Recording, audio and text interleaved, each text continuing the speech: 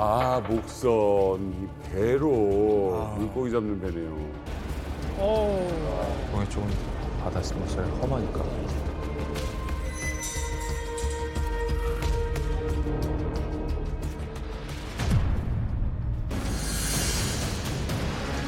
하필이면 저 배를 만나냐.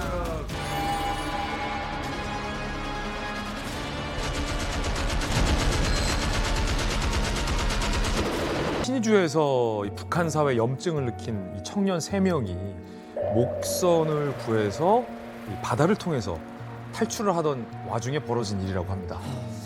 이 3명의 청년이 의기투합을 한 거예요. 어렵게 이제 목선을 구해서 탈북 루트를 정하고 탈북 날도 잡았는데 하필 탈북하기로 한 날 바다에 안개가 너무나 자욱하게 끼던 날이었어요.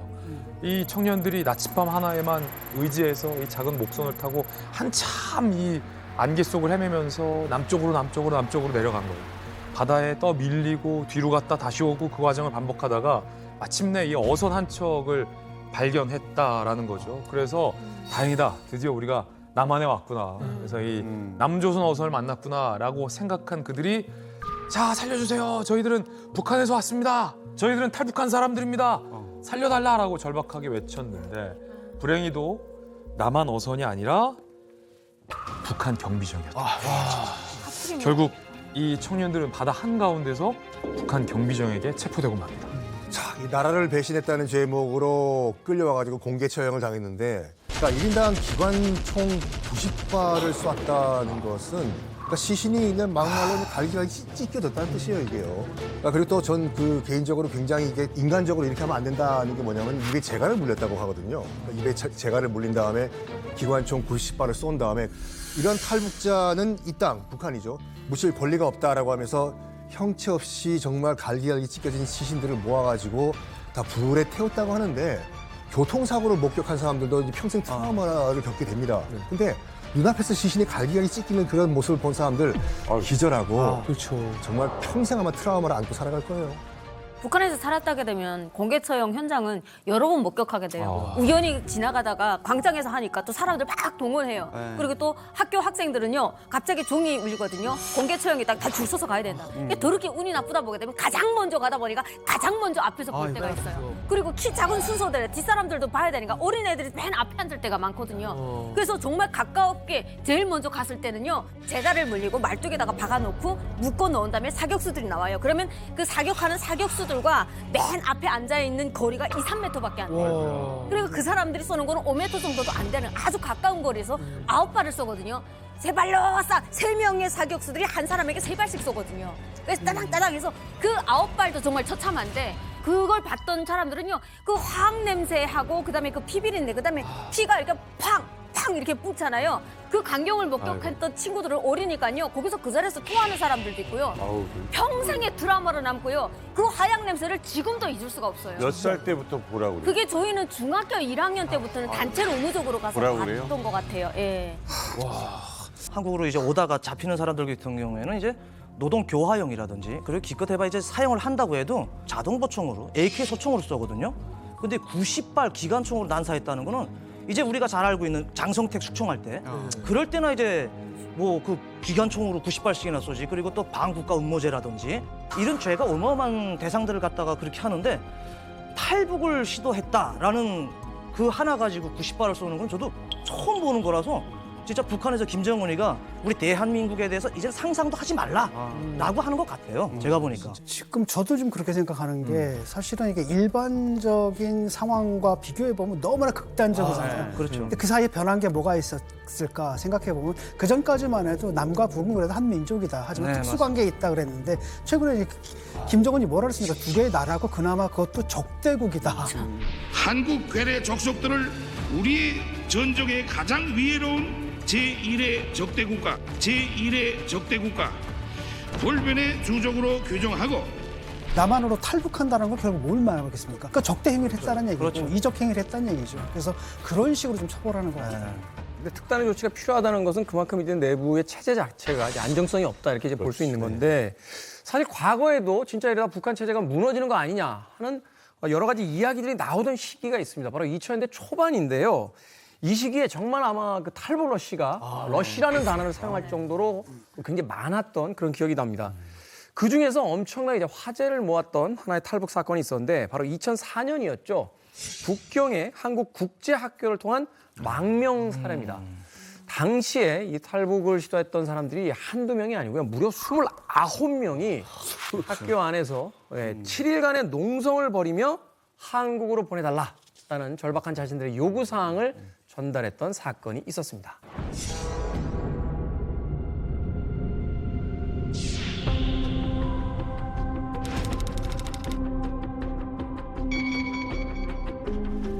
이거 이렇게 갔다고? 와. 유명했죠 이거. 진짜 관광객처럼 가다가 정말 대담하게 갔죠. 모자도 다 중국 모자 뭐 이렇게. 네.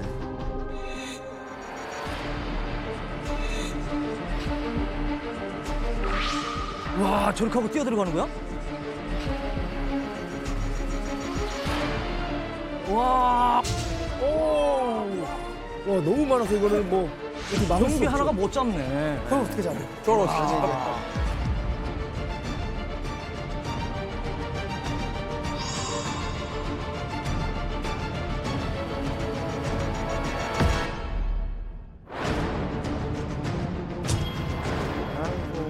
김한미 씨 가족. 아, 저 애기랑. 애기.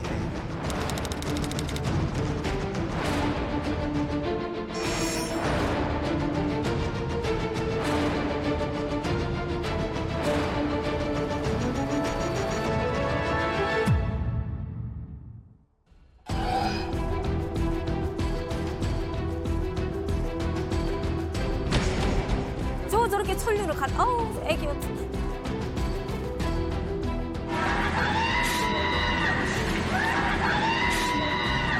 아이고. 할머니와 엄마가 그 공안 저렇게까지 잡을 일이냐고. 그러게. 왜 저렇게 열심히 해, 애를. 진짜.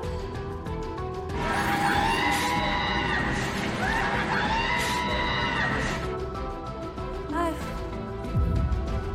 아.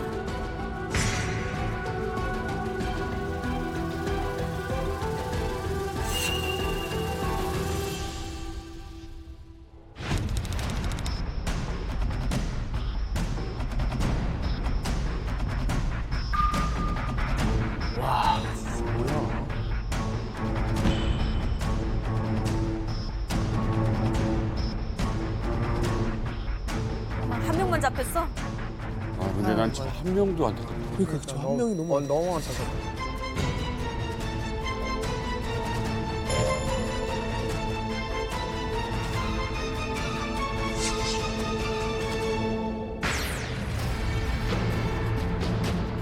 탈북자로 추정되는 남녀 29명이 수업 직전인 9시 5분 전 마치 출근하듯 학교 연문으로 들었습니다.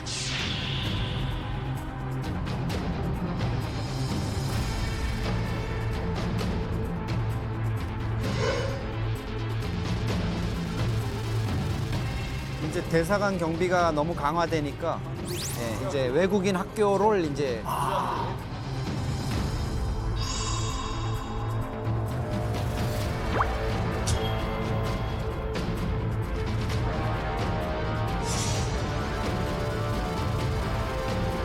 그때 이제 이슈가 된 게 이제 기자들이 굉장히 많이 동원이 됐죠.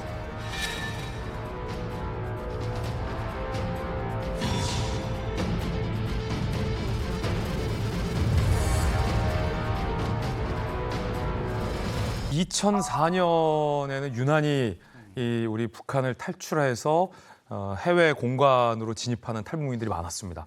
그런데 앞서 보셨듯이 뭐 일본 총영사관, 스페인 대사관, 각종 이 대사관들의 경비가 강화되니까 2004년 10월에 29명의 탈북자가 대사관이나 영사관은 들어가지 못하게 되니까 중국 북경에 있는 한국 국제학교에 과감하게 이제 진입을 한 겁니다.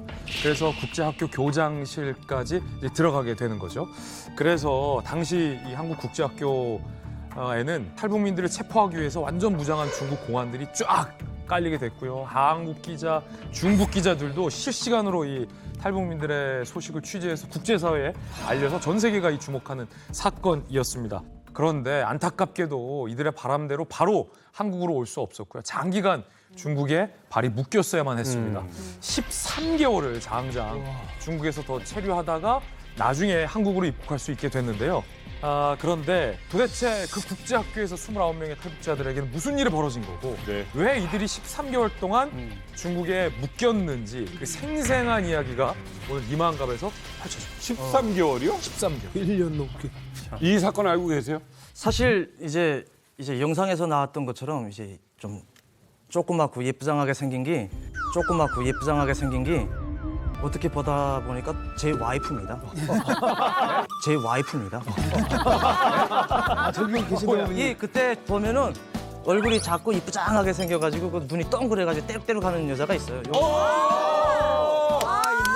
있네, 진짜. 진짜 맞네. 애때다. 저희 와이프가 이제 그때 여기서 겪었던 이야기를 저희 이제 북한 사람이니까 이야기를 하면은 중국에서 뭐 10년 이상 계셨던 분들보다 진짜 할 얘기도 많고 아니, 이야기하면서 계속 우는 경우도 많아요. 북경 한국국제학교에 29명의 우리 북한 주민이 들어가게 됩니다. 그 사건의 주인공을 모셨습니다. 철은 씨의 아내이자 뽀얗고 귀여웠던 우리 한유미 씨를 모셨습니다. 반갑습니다. 반갑습니다.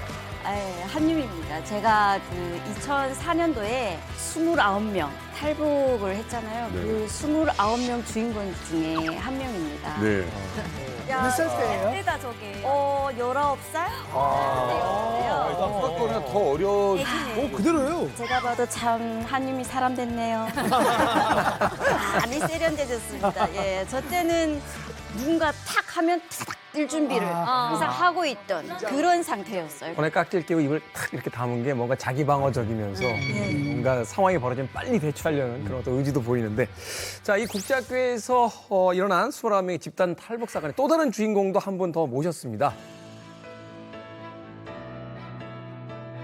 오채원 씨 나오셨습니다. 환영합니다. 네, 안녕하십니까. 반갑습니다. 안녕하세요. 저는 오채원이고요. 제가 29명 탈북할 때 그때 당시에 제가 만났던 사람이 한유미 씨고요. 29명. 네네네. 그때 당시에는 생각해도 진짜 아찔한데 네. 이렇게 한국에 와서 너무나도 기쁘고 참 좋습니다. 너무 멋지세요. 유미 씨는 왜 탈북을 결심했어요? 제가 어릴 적에는 아버지가 그 북한에서 중국으로 밀수를 자주 하셨어요. 그래가지고 기본적으로 중국에 대한 그 인식이 나쁜 게 없었거든요. 그러다가 아버지가 돌아가시면서 집이 그냥 펄싹 망했어요. 그냥 꽃제비 직전까지 갔었어요. 그래가지고 제가 아버지가 평소에 밀수 자주 하셨으니까 나는 중국에 가야 되겠다. 그래야지 먹고 살 수 있겠다라고 생각을 해가지고 중국으로 이제 넘어오게 그게 됐어요. 몇 년도예요? 그게 2002년 12월 달에 그럼 17살쯤 됐나요? 18살에 그렇게 넘어오게 됐어요. 아니 이 집안이 얼마나 먹고 살기가 힘들어졌길래 이게 꽃집이나 다름없다는 거예요? 이제 저희 어머니가 경제적으로 그렇게 능력도 없으시고 또 나이도 그렇고 이제 활동을 잘 못 하셨어요. 그래서 저는 그때 되게 활동적이었어요. 그 당시에. 그래서 언니랑 저랑 북청에서 청진까지 사과 장사를 했었어요. 북청은 사과 고장이고 청진은 사과가 안 나니까 그거를 이제 배낭으로 해서 기차로 해서 이렇게 옮기고 막 이런 장사를 했었어요. 그것도 밑돈이 조금 있어야 되고 그래서 그 장사를 하다가 중간에 기차가 너무 이제 연착이 많이 되니까 북청에서 청진까지 제가 7일 동안 갔던 적이 있었어요. 그러니까 계속 그 장사를 하다가 뭐 차가 없으면 그 기차 계단에서 둘이서 이렇게 쪼그려가지고 가고 그런 데다가 꽃제비 강도들이 많잖아요. 그래서 자는데 이제 면도칼로 싹 해가지고 돈가방 배에다 찬 거를 훔쳐가고 그때는 야 이거 지금 이게 미천인데 집안의 기둥인데 이게 없으면 어떻게 하지 그런 생각밖에 안 들었고 진짜 이 개를 잡으면 모가지 따버리겠다 막 이런 생각이었어요. 그때는 정말 악밖에 없고 정말 악질처럼 살았었어요. 다 우리는 까먹고 갔으니까. 그래서 이제는 할 게 없는 거예요. 그래서 미천이 안 드는 나무 장사를 했어요. 산에 가서 나무를 해서 장마당에서 이렇게 팔고 하는데 그때 제가 제일 힘들었던 거는 제 나이 또래 학교를 못 가고 나무 장사를 하니까 동네에서 애들도 손가락질을 하게 되고 막 이런 것들이 너무 힘들었어요. 자존심 싸돌리고. 배고프고, 예. 같이 놀던 애들도 안 놀아주고 혹시 얘하고 친해지면은 강내 한 킬로라도 달라할까 봐 그런 게 있었어요. 그게 너무 느껴지는 거예요. 그 전에는 안 그랬는데 그때 생각하면은 너무 막 악이 나거든요. 지금도 막 악이 나는데 아까 그 탈북했을 때 너무나도 이 작은 소녀가 눈동자를 동그랗게 뜨고 앙담은 표정에서 어떻게든 살아남아야 한다라는 그 결연한 어떤 삶에 대한 의지가 보여서 너무나도 안쓰러웠는데 그때 18살의 이 유미 양은 소녀 가정이었던 거죠. 소녀 가정.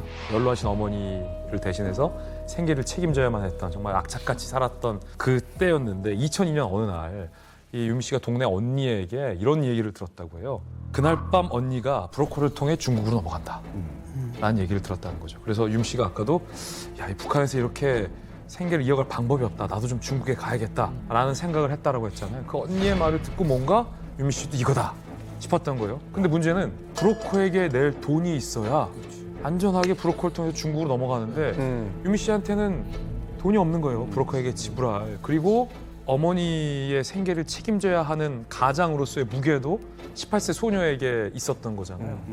그래서 18살의 유미 씨가 브로커에게 당시에 아주 충격적인 제안을 했다는 얘기를 제가 들었는데 유미 씨 어떤 제안을 하신 거죠? 제가 그때는 너무 절박한 심정으로 브로커 찾아가서 저를 중국으로 저도 같이 데려가 주시오 삼촌 하면서 빌었어요. 그랬더니 브로커가 너는 아이 된다 그러더라고요. 그래서 그때 생각한 게 어차피 언니를 데려가면은 인신매매를 하는구나. 그러면 나도 이제는 성인이 됐으니까 어른이 됐으니까 나도 시집 갈 수 있습니다.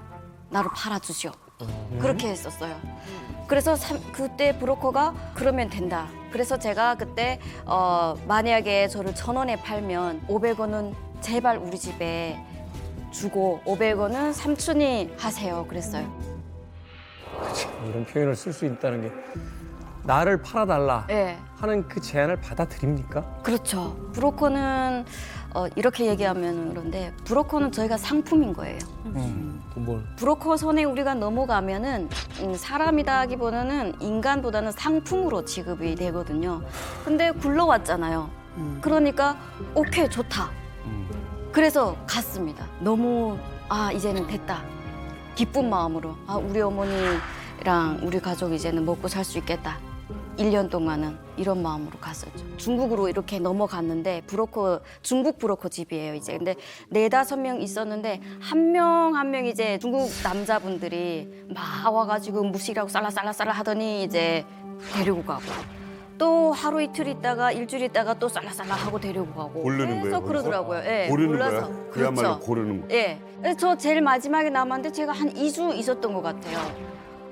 그래서 제가 그때부터 불안해가지고 아침이 어제 저는 아이 데려갑니까? 나를 왜 아이 데려갑니까? 나 빨리 가야지 이 돈을 가지고 우리 북한에 어머니랑 먹고 사는데 제가 계속 그랬어요. 그랬더니 그 브로커 그 아줌이가 애 낳아줄 새끼 구하고 농사질 새끼 구하지 양딸 같은 애를 아이고 한단다. 너무 어리니까. 네. 내 양딸아 이제는 해로 넘겼으니까 내 19살입니다. 제가 막 그랬어요. 그랬더니 아이 된다. 저 사람들 널 13살밖에 아이 본다. 이러더라고요. 가뜩이나 동안에다가 체격도 작고. 왜소하니까. 그때 당시에 제 몸무게가 33kg, 34kg도 아이 됐어요. 너무 말라서. 네. 그게 애긴 거야. 지금은 너무 다행이라고 생각하지만 그때 생각하면 너무 절망적이었어요. 내가 팔리지도 못하는구나. 그런 생각에 어떡하지 이제는? 그런 생각이 너무 생각의 절망이었어요. 그러니까 북에서 넘어올 때는 오직 그 방법만이 이제 나와 내 가족이 살 수 있는 방법이라고 믿었는데 네. 그 방법이 막히니까 네. 그 나이 또래에서 사실은 다른 방법을 찾을 수 있을 만큼의 어떤 세상 경험이 없잖아요. 그러니까 이제 거기서 절망적인 어떤 상황을 이제 마주하게 되는. 저희 와이프하고 이야기하면서 우는 게 딱 2가지가 있어요. 하나는 그 학교 다닐 때 나무 장사하다가 친구 들어오면 숨었다. 그 첫 번째고, 2번째는 이제 중국에 넘어갔는데 자기가 안 팔리니까 체격이 왜소하다는 걸로 해가지고 안 팔리니까 저희 와이프가 그랬대요. 나는 북한에서도 한심한데 여기 중국에 와서도 팔리지 않는 상품이로구나 하면서 이제 좌절감을 가졌다는 거예요. 그 이야기를 듣는데 그러니까 아내분이 북한에서 겪었던 또 중국에서 겪었던 그런 힘든 일들을 생각을 해보니까 왜 보이부를 그렇게 싫어했는지. 아니 난 이거 눈물이 납니다.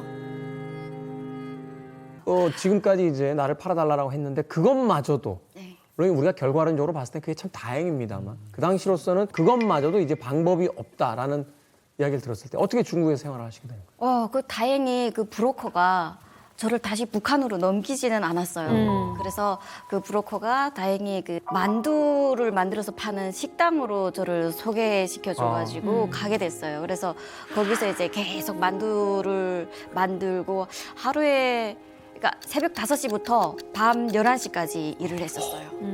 월급은 말고 그냥 먹여 살려주는 거지. 월급 받았어요. 월급을 그 당시에 다른 분들은 700원 받았는데 저는 300원 한 달에.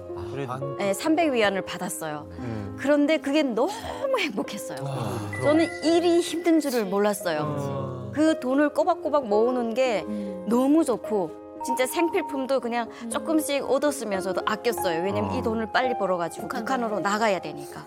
그 다른 사람들이 700원 벌 때 제가 300원 받았잖아요, 한 달에. 그것도 억울하지도 않았어요.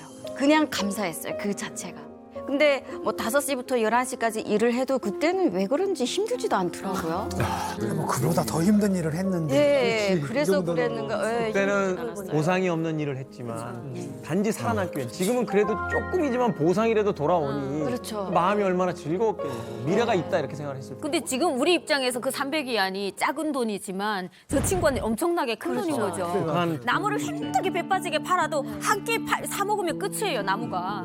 그런데 그렇게 한 달 배불리 그냥 고기 그냥 쌀밥을 먹이면서 일을 했더니 그것도 300위안이나 어마무시한 돈을 주는 거예요. 유미한테는 엄청 큰 돈. 자기를 판 돈이 500위안인데 팔리지도 않았는데 300위안이나 준다. 이게 얼마나 좋아요. 너무 행복해요. 좋았어.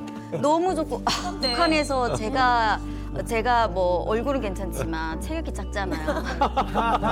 얼굴이 근데 이 체격에 북한의 식당에서 일을 못 해요. 식당에 들어가려고 해도 좀 인물책이 있어야 돼요. 북한은 심지어 식당에서 일하려고 해서. 근데 제가 식당에서 일하잖아요. 그치. 얼마나 좋아요. 식당이면 고급 직장이 맞아요. 그러면 만두를 계속 이러고 이렇게 하고 만두 양파를 썰고 그때는 정말 안 힘들었어요. 아니 그럼 하루에 19시간 일하신 거죠? 예. 하루 19시간 일했다고 하면은 예. 정말 길게 잡아도 하루에 5시간밖에 못 잔 거예요. 그렇죠. 맞네. 5시간 자고 하루 종일 이제 만두 피를 만드신 건데 3개월 일하고 900위안을 받았다. 그러면 지금 환율로 넉넉하게 잡아도 18만 원이거든요. 야.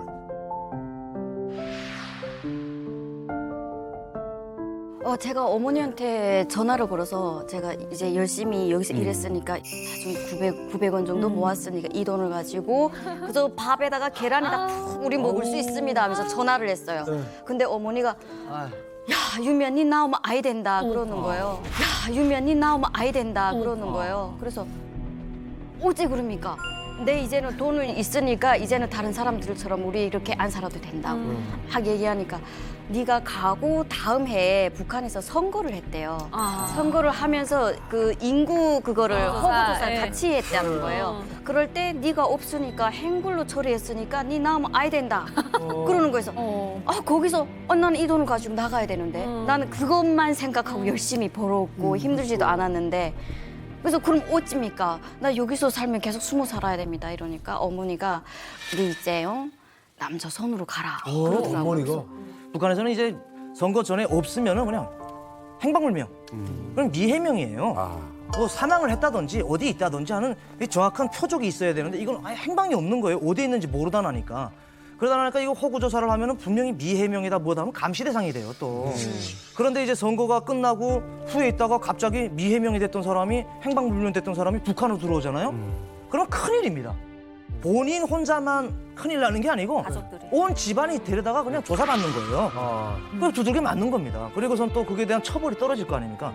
그러다 보니까 이제 그 어머님께서도 행방불명 됐으니까 이제 또 다시 들어오면 북한에서 이제 보이부에서 조사받아야 되겠고. 보이부도 곤란해지네요. 왜냐하면 너는 도대체 뭐 하고 있었길래 이렇게 행방불명이 많이. 그렇죠. 조사해야 되고. 그러니까 이제 그 당시에 보이부에서도 이런 미해명자들, 행방불명자들이 나타나면 제일 짜증나요. 죽었다고 하는 게 나은데. 죽었다가 제일 좋아요. 그러니까 제일 좋은 거는 사망이니까 그러네. 어머님께서도 그냥 미해명으로 해버렸던 것 같습니다. 야, 너 남조선으로 가라? 쉽지 않은 이유가 거 있을 거 아니에요.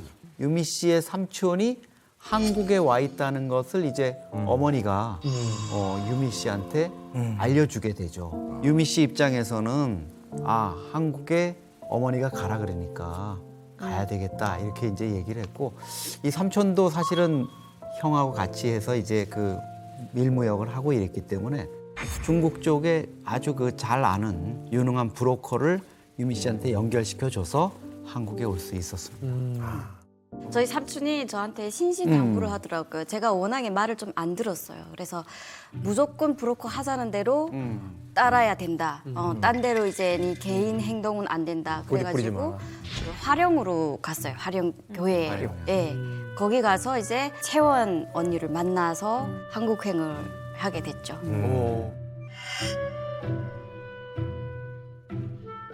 그러면은 우리 채원 씨 같은 경우는 어떻게 탈북을 해서 이 화력까지 이렇게 유미 만난 거예요? 지금 갑자기 등장했어요. 네. 그러니까 갑자기 등장했어요. 저도 사실 98년도에 미공급식이라고 해가지고 고난행군 시기가 있었거든요. 그때 집안에 장녀라서 형편이 어려웠어요. 아버지가 돌아가시고 제가 집안에 장녀라 집안 살림을 책임져야 되는데 좀 어머니도 몸이 안 좋고 해서 제가 생각하다가 아무래도 이게 탈북해가지고 중국에 오면은 돈 번다는 소리를 듣고 주변에 아는 친구가 중국에 드나드는 사람이 있었어요. 네. 그래서 큰 마음 먹고 진짜 부탁한 거죠. 죽을 각오 하고 야, 나 너 중국 가는 거 아니까 나 중국에 좀 데려다 줘라. 중국 가면 돈 번다고 하니까 네. 이 친구가 며칠 있다가 자기가 알려준다고 해가지고 결국은 이렇게 브로커를 소개시켜줘갖고 중국에 들어왔어요. 네. 근데 돈 벌려고 들어왔는데 사실은 그냥 순순히 돈 못 벌잖아요. 중국어도 모르고. 그렇죠. 예, 그러니까 저를 이신매매범한테 팔은 거예요. 예, 그래서 어느 순간에 제가 어떤 이게 식구들이 대가족 식구 집에 들어가가지고 살게 되었어요. 중국 사람? 네, 조선족이죠. 조선족. 그래요? 예, 그러다 보니까 말은 말도 통했겠네. 통하고, 예, 그 집에 어머님이 혼자 계셨는데 할머니예요. 이게 어르신인데 제가 그 집에서 그냥 거의 식모살이도 하면서 예, 엄청 그래도 잘해줬어요. 몇 살 때예요? 제가 23살 때거든요. 22살에서 20. 한 달이야. 예. 그렇죠. 그 집 식구가 5명, 6명이어가지고 그냥 그 집에 막내딸처럼 일하는 거구나. 네, 일하고 예, 일 도와주고 그냥 같이 밥 먹고. 그래도 그냥. 잘해줬다고. 네, 너무 잘했었거든요. 슬픈 이야기인 게 뭐냐면 우리가 이 상황에서 저 중국 생활을 쳐다보면 너무 힘들 것 같은데 북한 상황이 너무 힘들죠. 맞아요. 저 상황마저도 그 정도면 다행이에요라고 지금 그러니까 욕하고 때리지만 않아도 감사합니다. 네, 감사한 감사하죠. 거예요. 감사하죠. 그래도. 네. 그런데 어느 날 밤에 채원 씨가 이제 곤히 잠든 밤이었는데 누군가가 낯선 사람들이 채원 씨의 방 안으로 들이닥쳤다고 합니다. 채원 씨가 탈북자라는 신고를 받고 중국 공안이 채원 씨를 잡기 위해서 급습을 한 상황이었죠. 그래서 한밤중에 공안에 체포돼서 이제 중국의 경찰서로 채원 씨가 끌려가게 됐는데 그때 아마 가장 무서웠던 거는 이 사람들한테 잡혔다라는 두려움보다도 북송돼서 정말 크게 처벌받을 수 있다라는 그 극심한 공포가 그 이 중국에 살고 있는 탈북 여성들에게 찾아오거든요. 채원 씨도 그 두려움을 맞아요. 그 밤에 겪었던 거죠. 그 옆집 누가 신고하는 거예요. 누가 신고해요? 그 지역사회에서 누가 신고하는 건데 제가 듣기로는 이 정신적인 어떤 두려움과 공포뿐만 아니라 몸도 그때 몸 상태가 많이 안 좋았다고 제가 들었어요. 네, 맞나요? 제가 그때 사실 맹장 수술을 금방 했을 때였거든요. 근데 맹장 수술한 부위가 잘못돼가지고 염증이 너무 심해져가지고 계속 통원 치료하고 있던 상황이었거든요. 중국에서. 그런데 그때 이제 중국을 통해서 변방 잡혀가지고 북한에 북송되었잖아요.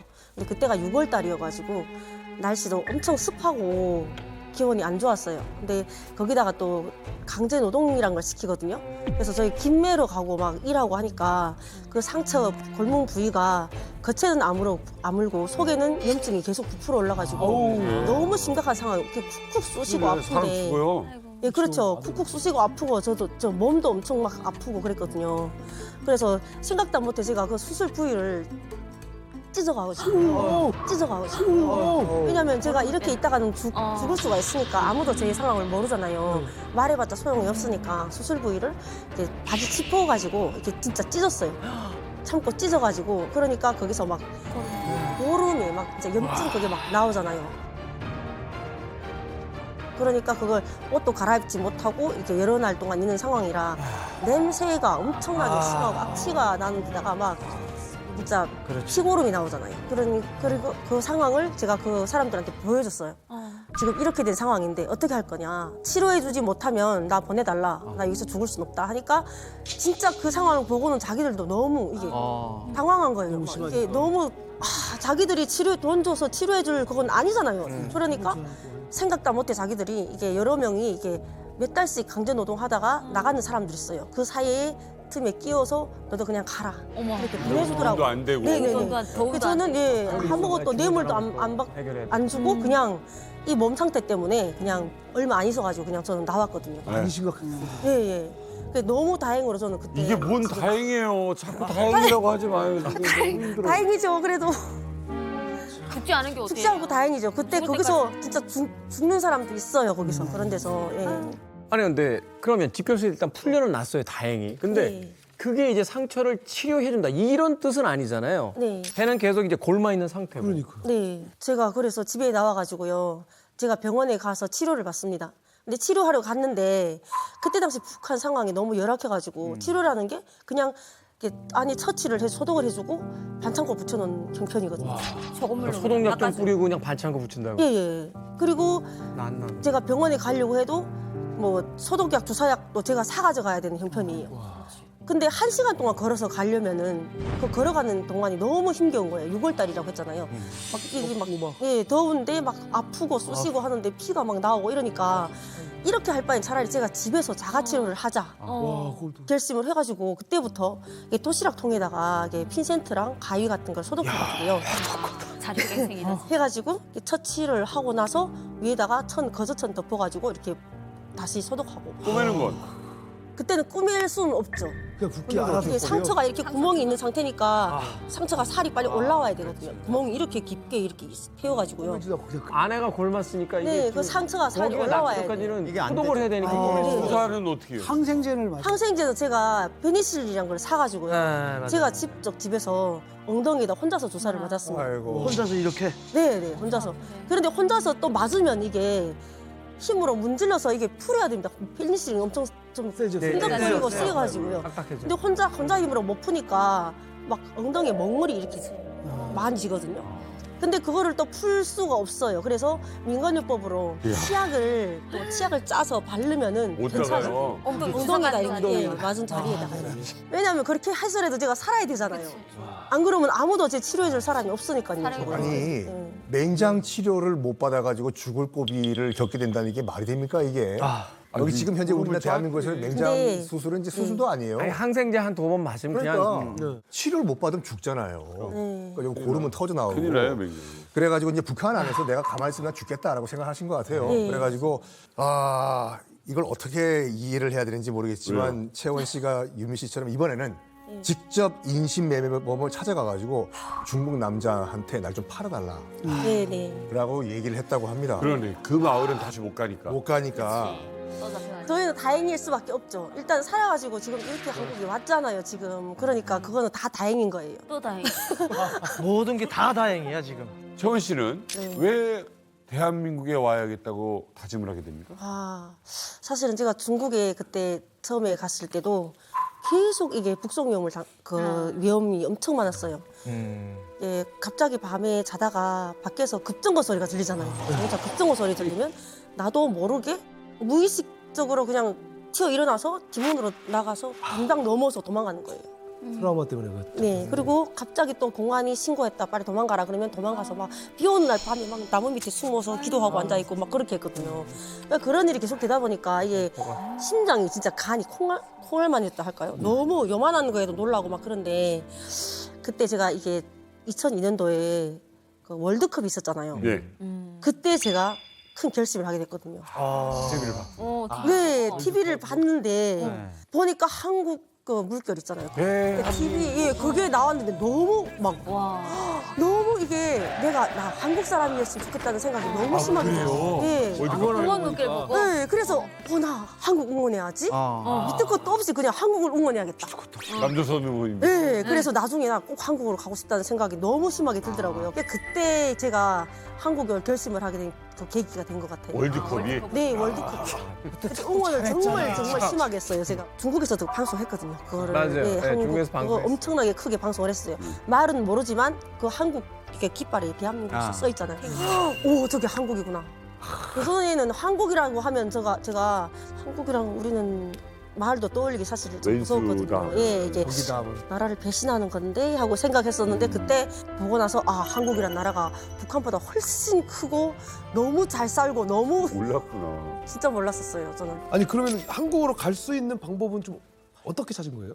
저희 동네 제가 한국으로 가려고 결심한 후에 계속 수소문했었어요. 저보다 먼저 갔던 사람이 있었는데 그분이 이제 제가 연락을 했었거든요. 그분이 한국에 정착해가지고 이제 한국에 갈 수 있는 브로커를 소개시켜갖고 네. 이제 제가 활용에 오게 된 거예요. 그때 활용에 와서 만난 게 김유미 씨를 만난 거예요. 제가 예, 그때 처음 만나게 됐어요. 네.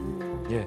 그래서 이 채원 씨와 유미 씨의 세계관이 여기서부터 이제 만나는 거예요. 네, 맞아요. 그렇게 네. 활용해서 두 사람이 만나게 됩니다. 활용에 잠시 머물다가 이제 브로커 분의 이제 지시를 받게 되는 거죠. 네. 베이징으로 와서 한 민박집으로 오세요. 네, 맞아요. 그래서 이제 두 분이 같이 기차 타고 택시 타고 어찌어찌 이동해서 그 브로커가 불러준 주소대로 북경의 한 민박집에 유미 씨와 채원 씨가 도착하게 됩니다. 그런데 깜짝 놀랐어요. 이 두 분이 도착하자마자 민박집에 두 사람 말고도 한국행을 원해서 모인 분이 자그마치 20여 명이나 넘게 그 민박집에 모여 있던 겁니다. 집에 딱 갔는데 이쪽 방은 여자들이 있고 또 저쪽 방은 뭐 남자분들이 있고 그리고 브로커 비스무리한 사람이 이렇게 있더라고요. 그런데 거기서 이렇게 딱 보니까 한 2주쯤 된 사람들도 있더라고요. 그래서 야, 우리만 가는 게 아니구나. 이게 사람들이 이렇게 많구나. 그때 처음 알게 됐어요. 그 민박집에 모인 사람은 여자 23명, 남자 6명, 총 29명입니다. 자, 29명. 도대체 왜 이렇게 집단으로 탈북을 하게 되는 겁니까? 시기적으로 보면은 그때가 가장 집단 탈북이 많았던 것 같아요. 수가 일단 엄청나게 많았던 것 같습니다. 거기다가 한두 명만 탈북시키게 되면은 뭐 조용히 체포되면 끝이잖아요. 그런데 만약에 차라리 집단 탈북을 할 경우에 이게 그러다 적발되면 이제 국제적인 뉴스가 되고 또 인권 문제로 크게 부각될 수가 있거든요. 그래서 만약에 이제 공안이 막 덤벼든다 할지라도 일단은 그 사건 자체가 미디어에 반드시 보도가 됩니다. 그럼 전 국부에서 이제 바라보는 거고 그때가 마침 또 뭐였습니까? 중국이 또 뭐 올림픽 하느니 뭐 이래가지고 제게 눈치를 좀 볼 때였거든요. 그래서 오히려 허점을 치는 것 같아요. 막 바로 그 점을 노리고 그냥 대량으로 탈북을 좀 시킬 생각을 했던 것 같습니다. 베이징에 있는 외교 공관 같은 경우는 대사관이죠. 그 공안들이 이제 그 형식적으로 한두 명밖에 안 서 있었거든요. 25명이 와르르 들어가 버리면 한두 명이 이거 속소 못 치게 되는 거예요. 잡을 수가 못 잡죠. 그러니까 대사관에 들어가면은 우리가 탈출할 수 있겠구나라는 이제 소문이 돌겠죠.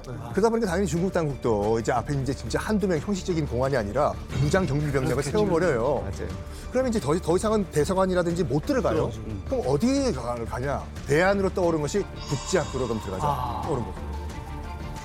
그러면 채원 씨의 경우에는 아 이게 뭐 국제학교나 뭐 대사관 이렇게 들어가면 된다더라라는 걸 알고 있었어요 중국에서? 아니요, 전혀 몰랐어요.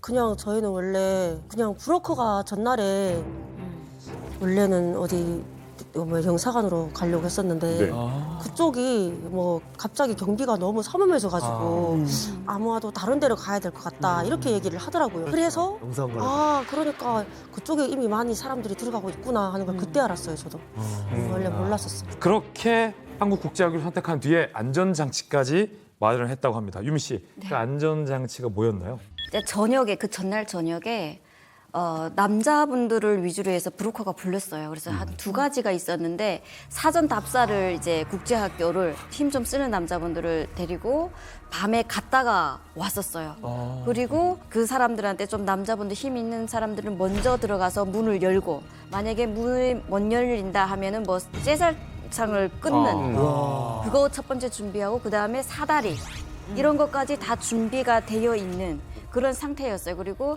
어르신들이나 뭐 이제 어린이, 아기도 있었거든요. 이 사람들을 한 사람도 빠짐없이 같이 가야 된다 해가지고 첫 번째 돌파해야 되는 조가 있었고, 그다음에 중간에 어르신이나 아이들, 이 가족을 챙기고, 그다음에 젊은 사람들 마지막에 밀면서 들어가게 되어 있어요. 그렇게.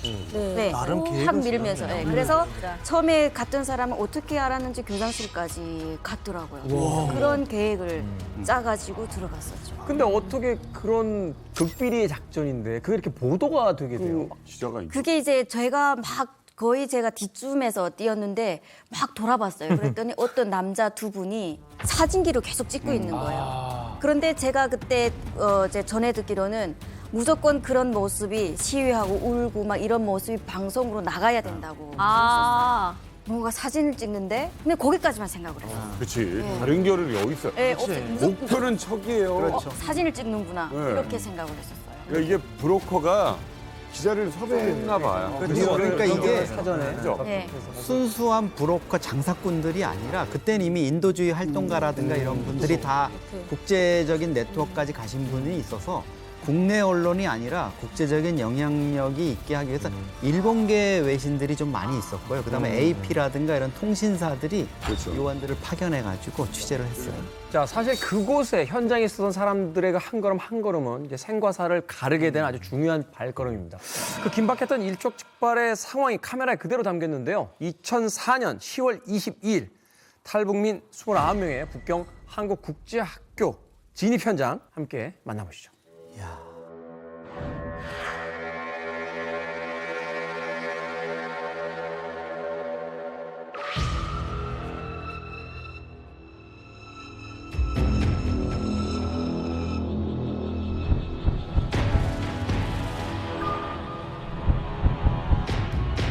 이게 이제 이 벌판을 가로질러서 세상에 저런 데야. 탈북자로 추정되는 남녀 29명이 수업 직전인 9시 5분 전 마치 출근하듯 학교 연문으로 들었습니다. 기자들이 그냥 저 안에까지 같이 들어갔었네. 아이고.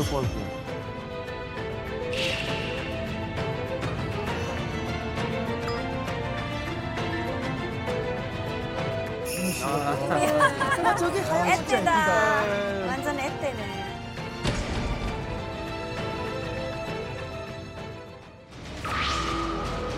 공안이 이제 포위 당했구나 지금. 어머 다 기억나. 다 기억나시겠죠.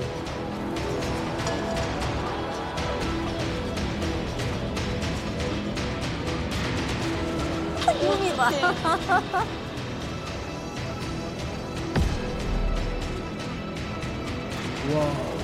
진심일 거야. 네.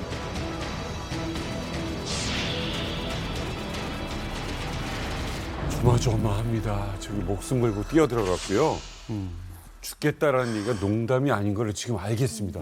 그때 심경 생생하시죠? 저 잠깐 잊고 살았는데 영상을 보니까 너무 생생해요. 너무 생생하게 기억나고 그리고 저 길을 따라서 갈 때는 엄청 멀어 보였어요. 엄청 멀어 보이고 그 답답해야 되고 저기까지 언제 가지 저기까지 가는 도중에 잡힐까봐 어떤 또 이게 갑자기 돌발 상황이 발생이 될까봐 정말 너무너무 걱정을 하고 그리고 채원 언니가 제일 뒤에서 긴 머리가 채원 언니야. 제일 뒤에서. 빨리 안 오는 거예요. 그러니까 서로 해줘야 되는데 빨리 안 와가지고 야 언니 어째 빨리 안 오는가 하고 그 서로 챙겨주는 그때는 또 그런 게 있었어요. 그런 것도 있고 정말 대화도 대화 서로 뭐 이런 대화라는 게 없어요. 그냥 무조건 따라가는 거예요. 브로커가 항상 얘기했어요. 낙오자가 없어야 된다. 네. 무조건 같이 한 마음 한 뜻으로 움직여야 된다 해가지고 서로 이제 챙기고 그렇게 가야 됐었어요. 야, 지금 새록새록 생각나는 게 막 눈물 나네요. 너무 아무 생각 없이 그냥 아무 정신도 없었어요.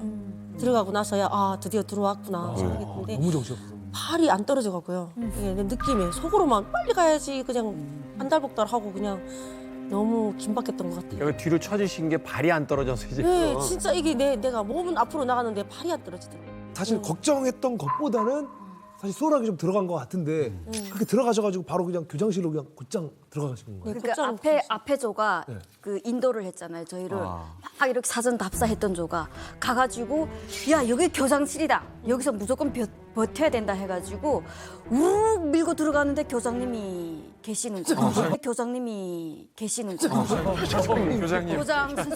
교장님은 얼마나 당황했을까?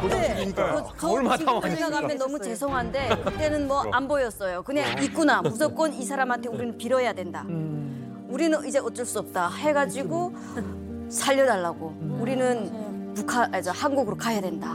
이러면서 상상도 못했을 거 아니에요, 교양 선생님은. 갑자기 막 그랬죠. 학부모들이 이렇게 몰려올 리도. 처음에 그렇게 생각했을 수도 있어. 학부모들이 왜 단체로. 그리고 뭐 나가란 소리도 안 하셨어요. 놀래가지고. 선생님이. 그런데 나가랄까봐 절대 안 나갈 겁니다. 안 나갈게요. 한국으로 보내주시오. 네, 그랬습니다. 근데 지금 이게 웃을 상황이 아닌 게 뭐냐면은 맞지. 지금 그렇지. 교장실에 들어왔어요. 그렇죠. 그러니까 어떻게 보면 교장 선생님과 또 이 탈북민 여러분들과 약간 대치 상태지 않습니까? 이 대치가 30분 동안 이어지고 있던 그때 난리가 난 거예요. 불청객이 들어왔어요. 뭐가? 중국 공안들이 지금 학교에 들어간 건데 무장 공안들이 이게 영사관 대사관과는 달라요. 영사관 대사관은 이제 치외 법권 지역이기 때문에 여기는 중국이지 않습니까? 중국 공안이든지 중국 관계자가 못 들어가요. 근데 여기는 한국 국제학교니까 중국 땅이거든요. 그래서 현지 법상 중국 공안과 중국 당국자가 들어갈 수가 있거든요. 그래요? 그렇죠. 여기 영사관이 외교 시설이 아니기 때문에. 자, 일단 공안이 그것도 무장 공안이 학교 안에 딱 들어왔어요, 지금요. 지금 여차하면 지금 강제 북송이 될 가능성이 있는 이 순간에 무장 공안을 보니까 기분이 어떠셨나요? 그때는 기분이라기보다도 야 이거 잘못됐구나. 그럼. 그냥 잘못됐구나. 절대 안 된다. 그래가지고 거기서 또 나이가 있는 분이 절대 나가라고 해도 나가면 안 되고 끄집어내도 안 된다고 서로 우리가 이렇게 부둥켜 안고 그렇게 있어야 된다라고 네. 해서 그때 그런 결심까지 하고 있었는데 밖에서 이렇게 지켜보고 막 이렇게 와서 지켜보고 그러더라고요. 도간에 든 쥐가 되는 거예요. 그럼요. 교장님 역시 경황이 없기는 마찬가지예요. 제일 경황이 없으실 것 같아요. 교장 선생님이나 학교 당국 입장에서도 난감하죠. 갑자기 우리 탈북민 여러분들 들이닥쳤죠. 무장한 중국 공안들이 학교를 왔다 갔다 하고 있죠. 근데 그래서 사실 중요한 게 기자들이 그 현장에 있었다는 게 안전장치로 작동을 하는 거예요. 교장 선생님 교장실 바깥 그 복도 유리창에서 중국 기자들과 한국 기자들이 실시간으로 그걸 찍고 있었어요. 그러니까 무장한 공안들이 언론이 있다는 걸 알기 때문에 탈북민들을 붙들고 연행해서 끌고 나갈 수가 없는 거예요. 저는 사실은 이것도 조마조마했어요. 중국 공안이 뭘 그렇게 외신을 신경 썼다고. 왜냐하면 당시 이제 중국이 올림픽 개최를 앞두고 있던 상황이고 국제사회의 눈치를 중국이 보고 있었던 상황이기 때문에 한국 국제학교에 헌법상 한국민이 살겠다고 가서 교장 선생님이랑 평화롭게 대화하고 있는 거예요. 중국 공안이 끌어낼 수 없는 거예요. 왜냐? 중국 땅이긴 하지만 엄연히 이 학교는 중국 한국 국제학교 소유의 부지예요. 교장 선생님이 이 사람들 끌어내라고 하지 않는 한 중국 공안이 가서 끌어낼 수 없는 거예요. 그렇기 때문에 중국 공안들이 지켜만 보고 있었던 거죠. 물론 중국 공안, 평소 중국 공안이면 붙잡으러 가죠. 붙들려 가고 끌어내지만 기자들이 그 모습을 찍고 있었잖아요. 비단 그것뿐만 아니어서 또 하나의 이유가 또 있었어요. 여러분들이 이제 집단으로 국제학교에 진입하기 불과 4일 전 2004년 10월 18일 무슨 일이 있었냐면 미국에서 당시 조지 부시 대통령이 한 법안에 서명을 하게 됩니다. 그 법안이 뭐냐면 바로 북한 인권법입니다. 그때가 미국이 관심을 갖고 있다는 걸 보여주는 거예요. 근데 마침 이제 중국에서는 올림픽을 개최를 해야 되는데 그 전에 올림픽이 보이콧된 경우가 있었습니다. 모스크바 올림픽이 정치적인 이유에서 보이콧됐고 거기다 보복으로 또 LA 올림픽이 보복이 됐거든요. 서로 안 가주는 그렇죠. 거. 근데 괜히 이게 사건이 커져가지고 또 그런 일이 벌어질까? 올림픽이 열린다고 쳐요. 그럼 외신 기자들 싣고 올 거 아닙니까? 그럼 이 사람들이 생각하는 게 아니 평화에 젖은 올림픽이 아니 인권 탄압하는 이런 중국에서 열려? 그다음에 이런 일이 있었네라고 해서 그걸 보도하기 시작해봐요.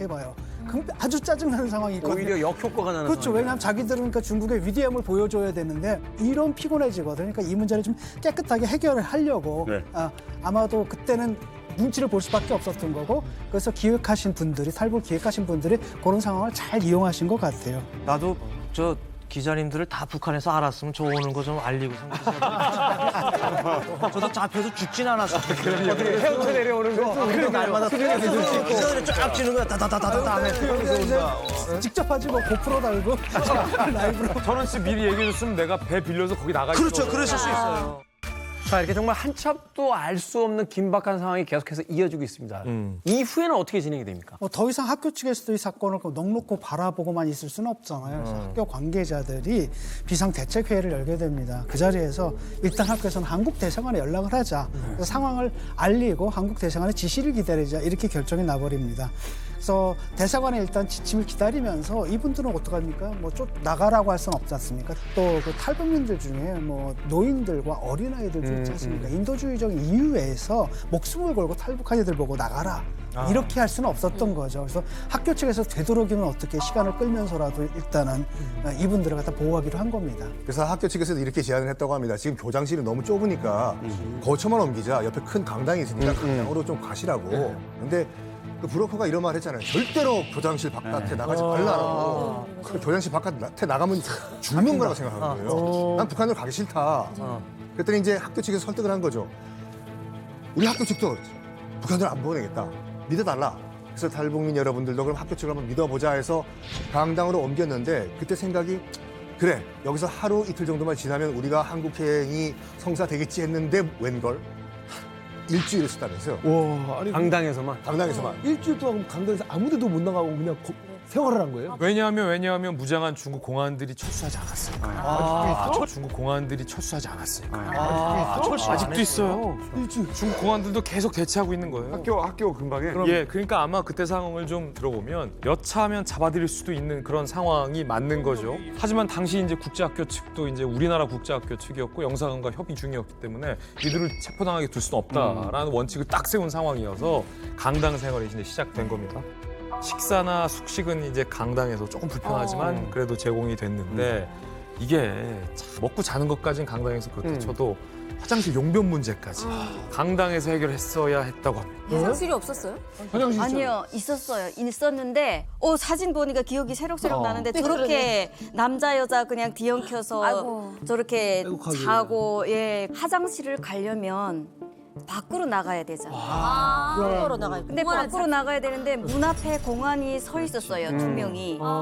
서 있으니까 그 큰 이런 통 같은 게 있었어요. 양동이 같은 거. 예, 그거를 구석에 놓고 각자 남자든 여자든 그 같이 이제 한 사람 보면은 한 사람 이렇게 망 봐주고 같이 옷이나 뭐 사람 이렇게 봐주고 그리고 또 눈치껏 저 사람이 볼일 보는구나 하면 눈치껏 안 봐주고 예 그렇게 있었어요. 저기 너무 진지한 얘기인데 저희 웃기려고 하는 거 아니고 그 양동이 이렇게 채워지면 누가 치웠어요?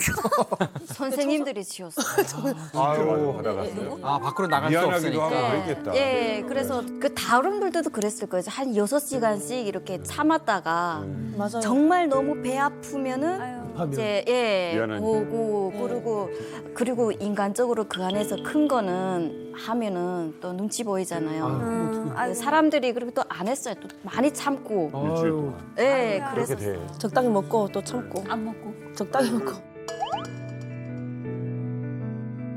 우리가 용변까지 여러 사람들이 있는 공개된 장소에서 해결해야 되는 이런 수치심보다 더 공포스러운 게 있었잖아요. 그러니까 언제 북송당할지 모른다라고 하는 것들. 학교 내에서 이 21명 어떤 생각을 하면서 지금 버티신 거예요? 그러니까 그 안에서 일단은 북송이 될지 한국행을 할지 모르는 상황이고 공안은 밖에 있지 이러니까 저희도 그 나름대로 그 안에서 우리가 만약에 북송이 당한다 이럴 바에는 도망치든가 심지어 면도칼이나 약, 쥐약이라든가 이런 거 갖고 온 사람들도 있었어요.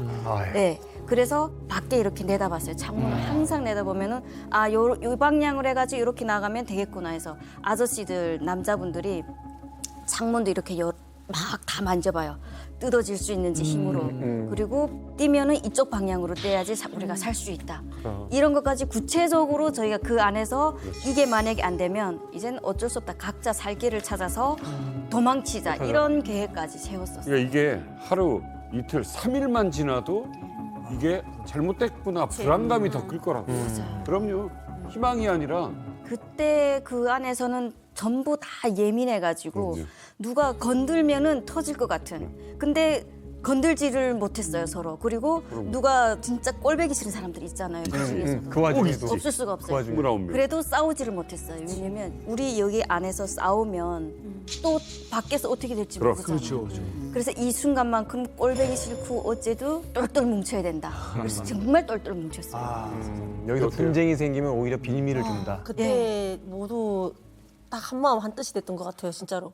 이게 여기서 잡혀나가면은 진짜 북송 당하면은 다 총살이거든요, 그때 당시에는. 어차피 여기서 나가서 잡혀나갈 바에는 진짜 차라리 솔직히 말해서 저는 야, 나는 지약도 못 가져오고 죽고 싶어도 그런 것도 없는데 어떻게든 도망쳐가고 꼭 살아남아야겠다는 생각도 하고 마음속으로는 진짜 너무 오만 가지 생각을 다 하고 있었고요. 보통 탈북을 할 때 단순 탈북이냐 아니면 한국을 가려다가 틀려요. 잡혔냐에 따라서 달라지거든요. 저희 때는 총살 당하는 것보다 더 두려운 게 정치범 수용소거든요. 그러니까 그 정치범 수용소로 끌려가는 게 죽음보다 더 공포스럽고 고통스럽다는 걸 알기 때문에 차라리 내가 남한행을 하다가 잡히게 되면 가다가 고통스럽게 죽느니 여기서 죽는 게 더 편하고 행복하다라고 생각을 하기 때문에 보통 면도칼을 가지고 가고 지약을 갖고 중국에서 말 모르는데 어디서 지약을 사요. 그러니까 바통 챙겨오는데 지약은 먹으면 죽는데 복통을 호소하다 죽는단 말이에요. 그럼 말 모르는 나라에서 아무도 모르는 것을 내가 죽는 것도 서러운데 막 고통스럽게 죽는 내 자신을 생각하니까 너무 불쌍한 거예요. 그래서 나 죽는 거 편하게 죽고 싶더라고요. 그래서 비상약으로 갖고 있던 저희 집에 그 아편진이 있어요. 아편진 한 덩이를 먹으면 그거는 그냥 자다가 죽어요. 아무리 깨워도 그냥 깨나지 못해요. 그러다가 그냥 죽어버리거든요. 그래서 그 약을 저는 챙겨가지고 떠났는데 정말 그 약을 안 먹고 이렇게 무사히 살아서 지금 이만갑 스튜디오에 있다는 게 너무나도 감사하고 행복한 사람이라 생각합니다. 아 근데 이 강당에 있는 사람들 이제 어떻게 되는 겁니까? 자, 7일째 되는 날 드디어 소식이 들려옵니다. 한국 영사관에서. 미안하지만 당신들을 받아줄 수 없다. 미안하지만 당신들을 받아줄 수 없다. 라는 이야기일까요? 한국 영사관에서. 다행히도 한국 영사관에서 나온 소식은 29명 모두 전원 수용을 하겠다라는 소식이었습니다. 지금 결과를 두 사람이 있는데도 지금 너무 절망이었어요. 형 그런 걸로 장난하는 거 아니야. 미안해. 좋은 결과니까. 손에 땀 났어요. 진짜. 좋은 결과니까. 어쨌든 전원 수용을 하겠다라는 소식을 듣고 난 다음에 서로 얼싸안고 막 울었다는데 네. 기분이 어땠나요? 아, 그때는 사실 하늘을 나는 것 같은 그런 기분이고 됐다. 저희한테는 그 하루하루가 너무 피말랐는데 그렇죠. 간다고 했을 때 정말 너무 펑펑 울었어요. 끌어안고. 진짜 하늘 날죠. 정말 예. 진짜 그때 너무 좋았죠. 저는 막 지금 여기 강당에 있는데 지금 이미 한국 땅에 와 있는 것 같은 느낌이 그래가지고 막 눈물 나가지고 펑펑 울면서 그냥 만세를 막 엄청 많이 불렀던 것 같아요. 너무 다행이라고 그래요. 네, 마음은 이미 한국 땅에 와 있는 것 같은 느낌. 과연 이야기가 이렇게 끝날 것인가. 자, 유미 씨와 채원 씨 영사관으로 간 후에 한국행 비행기에 바로 오르시게 됩니까? 아쉽지만 그렇게 바로 비행기에 오를 수는 없었습니다. 아쉽지만 그렇게 바로 비행기에 오를 수는 없었습니다. 영사관 분들이 반갑게 맞아주셨어요. 그래서 영사관 건물 안에 들어왔어요. 됐다, 다행이다. 아, 내일 갈래나? 내일 모레 한국 갈래나? 그런데 웬일? 이미 대한민국 영사관에서 보호하고 있었던 영사관 내에 탈북민 인원이 130명. 이 숫자는 기준 인원을 3배 이상 초과한 인원이 앞에 130분이 한국행을 기다리고 있었던 거예요. 무슨 말을 하는 아, 영사관 안 해요? 영사관 안에. 왜냐면 당시에 아까 우리가 쭉 얘기했잖아요. 2004년도에는 집단 탈북이 많았어요. 그분들이 어디로 갔겠습니까? 다 대한민국 영사관으로 갔던 거예요. 이미 있다고요? 130명? 이미 130명 있던 거예요. 이 정도면 영사관이라 숙박업이라고 봐야 되나? 맞아요. 그러네. 그러니까 이때 우리 대사관이나 영사부는 진짜 말씀하신 대로 무슨 숙박업 하는 데 같았어요. 이게 안에 너무 차면은 밖에 교민집에 또 해가지고 하고 그다음에 이분들 위해 가지고 뭐 교민사회에서 뭐 김치 만들어 가지고 이렇게 하고 밥 지어 가지고 나르고 막 이럴 정도로 대사관 직원들이 막 했는데 이게 중국 베이징만 이랬던 게 아니에요. 동남아 각국에 뭐 베트남, 라오스 이런 쪽에 다 난민 수용소도 미어 터지고 이런 상황이었기 때문에 거기에 이제 다시 이 29명이 들어가니까 이분들이 이제 영사부가 문을 닫는 상황까지 벌어졌어요. 영사 업무를 도저히 정상적으로 수행할 수가 없는. 그때 이제 한중간에 오가는 사람들 많고 이제 중국 사람들이 조선족 포함해서 베이징 영사부 와가지고 지금 한국 가는 비자 타려고 막 줄을 서 있었는데 이게 막 며칠 동안 문을 열 수가 없어요. 맞네요. 네. 이게 지금 앞에 갔더니 우리만 있는 줄 알았어요. 예. 앞에 막 130명이래. 이거 어떻게 해요 지금? 저희는 언제 보내주지? 네, 계속 그것만 생각. 어디서 자는 거예요 지금? 거기 영사관에 강당이 있어요. 거기도. 또 강당이요? 예. 단체로 여자들만 있고 그리고 방이 있어요. 그 직원들 숙소 같은데 침대도 있고 이런 데가 있어요. 거기는 가족들 그리고 남자분들이 상대적으로 너무 작아서 또 침대방은 남자분들을 따로. 네, 근데 제일 급했던 게 화장실이 남자 한 칸을 쓰고 여자가 한 칸을 썼었어요. 정말 화장실 가려면 대기표를 뽑았었어요.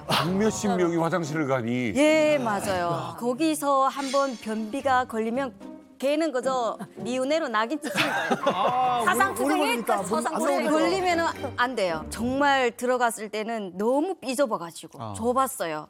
그 사람이 저기까지 가니까 거의 한 170명 그 후로도 또 들어오고 했어요. 또 들어와. 나가지는 않고 들어오고 했으니까 170명, 180명 이렇게 됐었어요. 아니, 나중에 서서 자는 거 아니에요? 거의 딱 이렇게 붙어서 자고. 그지?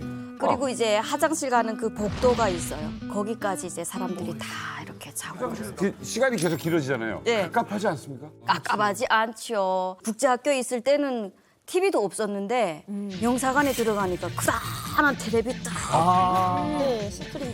가요 무대를 보지 전국 노래자랑을 보지 아침마당을 보지 얼마나 좋은지 모르는 거야. 거기서 한두 달은 그 TV를 보는 그 재미에 다 같이? 다 같이 그냥 한 마음 한 뜻으로 그냥 거기만 계속 이렇게 보는 거예요. 누가 채널을 돌릴 수도 없어요. 떠들면 안 되는 거예요? 떠들면 안 되고 그리고 이제 그게 끝나면은 또 오락회라는 거를 이렇게 해가지고 우리끼리 또 춤추고 놀고 또 그랬어요. 오락회. 네, 근데 이것도 좋은 것도 계속 이렇게 하다 보면은 지루하더라고요. 그때 6시내 고향 같은 거 보면 농촌 나오잖아요. 네. 어촌 나오고.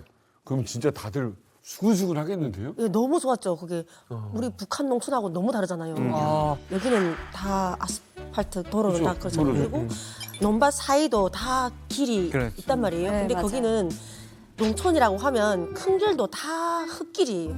비 오면 막 여기까지 다 진탕이 묻고 막 그러는데 와 저기는 저렇게 못 살고 걸벗고 굶주린다는데 저렇게 잘하지? 야 그래가지고 너무 그리고 저는 거기서 드라마 볼 때 한국 드라마 보면은 아파트보다는 다 이렇게 전원주택이 나오고 남자분들은 이렇게 넥타이에 가방 딱 들고 이렇게 출퇴근을 하고 또 다 이렇게 잘생겼더라고요.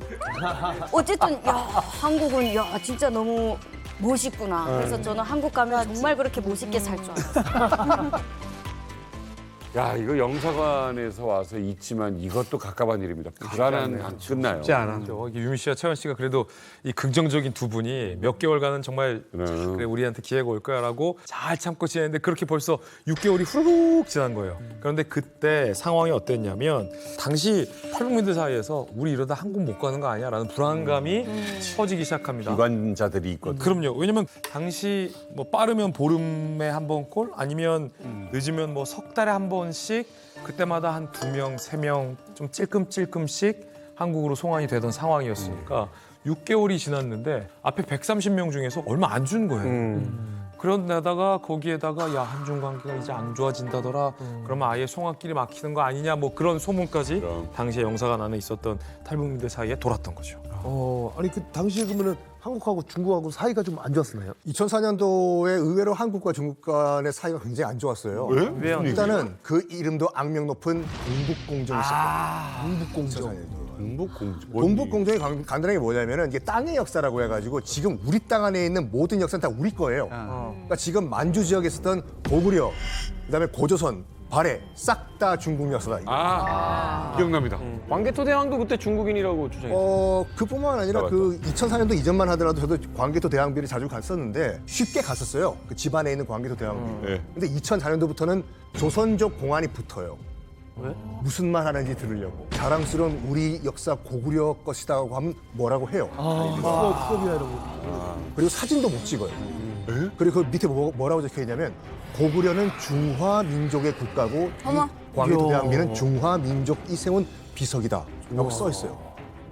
그럼 당연히 우리나라와 관계가 좋을 리가 없지요. 이때 사실 민간 차원에서도 굉장히 학계에서 반발을 많이 하고 그래서 사실 외교 문제가 됐던 조선족 가이더들이 그때 우리한테 그런 걸 하면은 중국 공안이 붙어 있다 그 얘기를 들으면 관광 가이더 자격을 취소했어요. 맞아. 와, 세게 했었네. 그렇죠. 그래서 그 동북공정을 두고서 한중 간의 갈등이 어떻게 영향을 미쳤냐면 그러니까 이게 왜- 한중 관계 안 좋으니까 중국이 송환을 찔끔찔끔 허용한 거예요. 그나마도 노인분들이나 임산부, 어린 아이가 있는 가정 아니면 좀 몸이 아픈 분들을 우선순위로 계속 앞에 이제 송환기가 있을 때마다 보내고 젊은 분들은 자꾸 순번이 뒤로.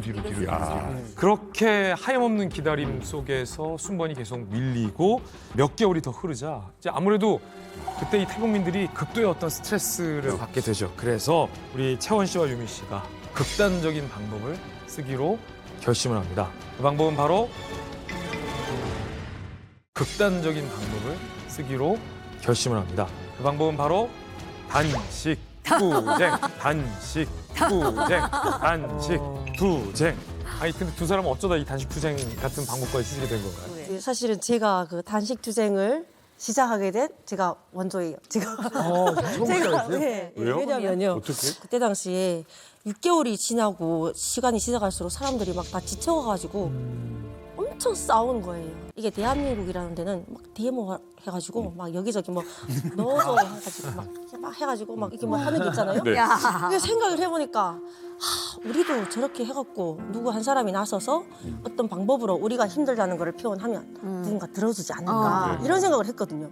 그래서 한 며칠 동안 했어요. 제가 처음 시작을 했어요. 그래서 이 사과를 4분의 1을 쪼개갖고 사과 한 쪽에다가 물 한 컵씩 막 마시고 한 끼에 이렇게 먹고 버틴 거예요. 아무것도 안 먹고. 근데 그래도 한 사나흘 되니까 진짜 힘이 없더라고요.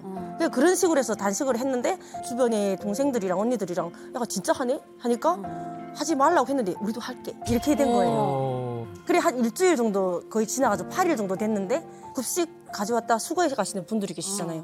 그분들이 아마 영사관 측에다가 얘기한 것 같아요. 밥을 안 하루에 먹는다. 밥 안 먹은 도시락들이 그냥 나가는데 무슨 일인지 한번 알아봐 달라.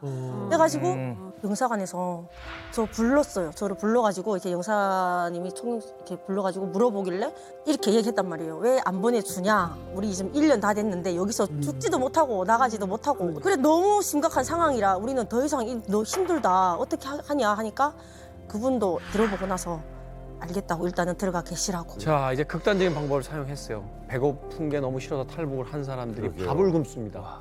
그만큼 절박하다는 이야기잖아요. 네. 이게 효과를 봅니까? 효과를 보죠. 당시 이제 그 주중 대한민국 총영사가 이제 미국에 출장을 가 있던 상태였는데 네. 이 소식을 들어요. 지금 탈북민들이 단식 투쟁을 하고 있다. 이 소식을 듣고 바로 중국으로 건너옵니다. 이게요, 총영사는 외국에 있는 자국민을 케어하는 사람이에요. 이게 굉장히 중요한 포인트예요. 총영사가 이 소식을 듣고 다시 중국으로 건너왔다는 것은 탈북민을 대한민국 국민으로 생각하고 케어하기 시작했다.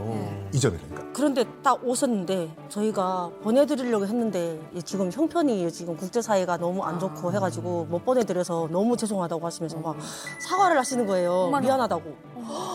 그 말을 들으니까 갑자기 막 눈물이 나고 막 어머 진짜 한국 사람들은 역시 이거 북한 같으면은 어디 윗사람이 아랫사람한테 사과를 하니 그렇지. 상상도 못하죠. 아, 상상도 못하죠. 총영사까지 뜨게 됩니다. 지금 약간 중국과의 관계는 좋지 않기 때문에 어떻게 진전이 되느냐. 탈북자분들이 단식을 하고 있다라는 것에 조금만 우리가 살을 보태는 거예요. 굶어 죽기 일보 직전이다. 만약에 북한에서 굶어 죽는 것이 두려워 우와. 필사적으로 탈북한 사람이 중국에 있는 한국 영사관에서 송환을 대기하다가 중국 당국이 막아서 중국 땅에서 굶어 죽었으면 이들의 책임은 중국 정부에게 있습니다. 이 얘기를 할 수 있는 명분이 생긴 거예요. 물론 죽을 상황은 아니었어요. 하지만 약간 독한 다이어트 정도. 사과는 먹었어. 하지만 중요한 건 그 마음이잖아요. 절박함. 그 우리 정부의 어떤 이 간절한 중국과의 협상이 받아들여지게 됩니다. 그래서 무려 영사관에 입성한 지 13개월 만에 한국행 비행기에 오르게 됩니다.